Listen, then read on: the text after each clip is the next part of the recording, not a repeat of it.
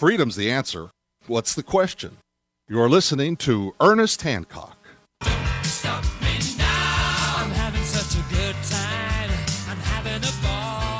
Don't stop me now. If you want to have a good time, just give me a call. Don't stop me now. I'm having a good time. Don't stop me now. I'm having a good time. I don't want to stop. Yeah, we're back here on Declare Your Independence with me, Ernest Hancock. You know, one thing Drew was saying, he goes, yeah, did you hear about the Gulf Stream stopping?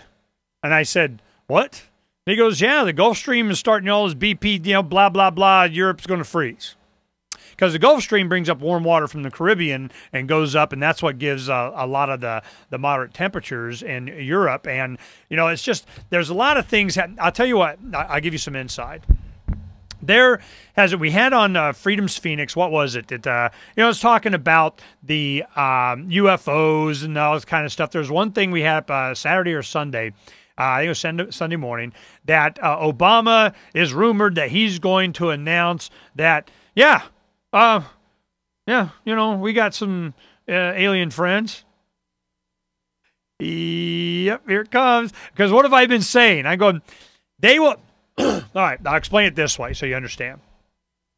There was a movie called, what was it called? I think it was Canadian Bacon or something, and it starred Rhea Perlman, which was the waitress in Cheers, the popular sitcom, and she was a security guard along with, I think it was John Candy played one of the characters, and they lived up in Niagara Falls. And something was going on, and whatever. She got arrested in Canada, being over, and and how it segued into national politics was Alan Alda from MASH, Hawkeye. He played the president, and this was a comedy, but they always leak out some truth here. I think it was in the late '90s, early 2000s that this movie came out. I think it was called Canadian Bacon. And what happened was, I'll look it up. Maybe they'll have a cut of what I was talking about. I just thought of it. And what happened is Alan Alda is running for president. It's kind of like this wag the dog thing. And he needs some kind of distraction from whatever news was going on. He's looking bad and he needs to get elected. So they're in the room, the planning room, the war room, the, I want to get elected room. And they're talking around, what can we come up with?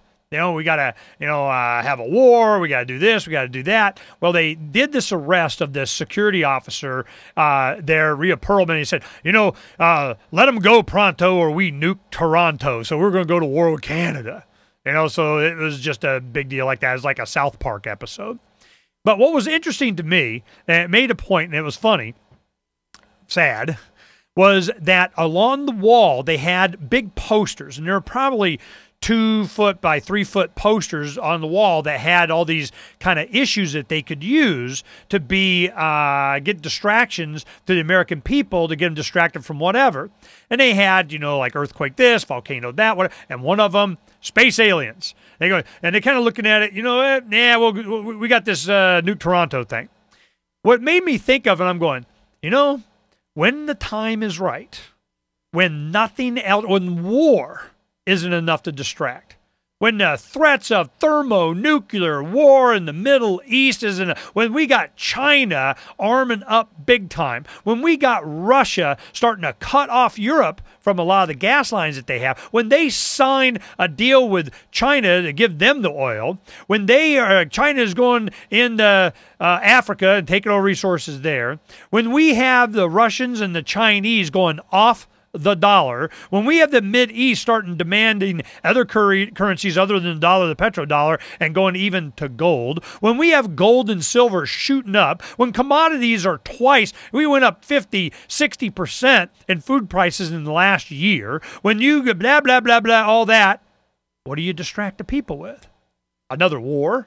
We're at perpetual war all the time. We're at war with everybody. Everybody's having a war. Heck, we got to, anal probe everybody at every checkpoint of everything. How do you break through this kind of it's just white noise in the back now? People are just, okay, I'm good. We're hunkering down, getting RVs. We're going to find a little prairie. We'll just wait it out, go to another country or something.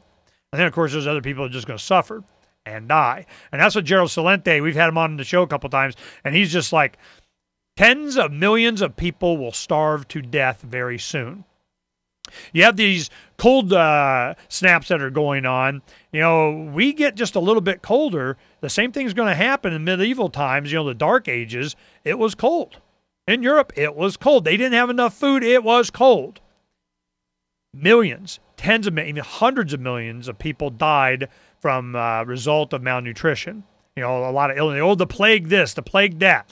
Yeah? Well, there aren't these plagues if you got food. Your immune system will cure you if you're eating decent. That's why I'm like, got chickens, and carrots. We move up this little farm up there, guess what's going to happen? I'm planting me a bunch of carrots. Yep, homie's going to have him some food. And, of course, you store up a lot of stuff and everything. But, it's more than just an inspiration to other people to be able to survive this. I'm selfish. It's all about me. I'm not trying to, I don't know what. You going to come buy my carrots? Heck, it's illegal. I'm not allowed to sell you the carrots anymore. So it's good. It's just getting so bad. And I try and put a positive spin on it because, you can take action. When you worry about these kinds of things, it means that it's time for you to do something. Well, we're doing it. And hopefully it'll be an inspiration to people. And we'll have some of the activists, we'll start moving our direction from, screaming about all this stuff and going to the point, okay, there's no stopping it. It's already coming. What do we do to survive it? Well, that's going to be our activism. Is survival. We tried to prevent it. We tried to highlight. We tried to out it so it didn't happen, so there wouldn't be something to survive. I think we're past that. We just need to survive. Now, I'm not going to, get all doom-saying whatever. It doesn't hurt to be able to feed yourself anyway. My wife last year, she started learning how to can. She had done it when she was young with her mother. Her mother's visiting from Pennsylvania, and they leave tomorrow night. And, I don't get to say goodbye to him because a bunch of us, we're going down to Tucson to the WWE Raw, whatever the heck it is, to see Glenn Jacobs wrestle. Kane! We're going to cane me. Hold up some signs. We're going to, cane me. We're going to go down there, show support, and have some fun. So that'll be an interesting trip. And we'll talk about it, when I come back from my vacation. I got some appreciation emails from people, thanking me for not doing reruns and stuff during the holidays and kind of hanging out and so on. But I'm trying to work it. I think Mark Stevens is going to fill in at least a little bit for me this week. And Wednesday, Thursday, and Friday I'm going to be off. I'm going to go up to Vegas. And I meet with some people and so on. And also, they had the Consumer Electronics Show up there. I went last year, and, it's like a big, giant Fry's Electronics time machine. You get to go to what Fry's Electronics is going to be selling look like a year from now. That's all it is. You go up there, and they got all kinds of the whiz-bang goodies. And one of the things that was interesting, I knew was going to be making a big deal, and you've seen a lot of it on Freeman's Phoenix, is these robot hovering flying craft. And they're getting more and more sophisticated. What they had there is called the iDrone or whatever it was. But you buy the machine and you control it with your iPhone. Just like this. It has an accelerator in it, and you just fly it with your iPhone. Well, it has a camera.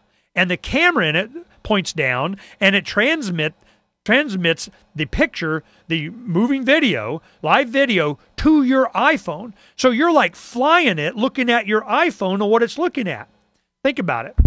Some people that were very interested, they go, wow, I need that. I want one of those. Oh, yeah, what would you use it for? He goes, hunting, camping.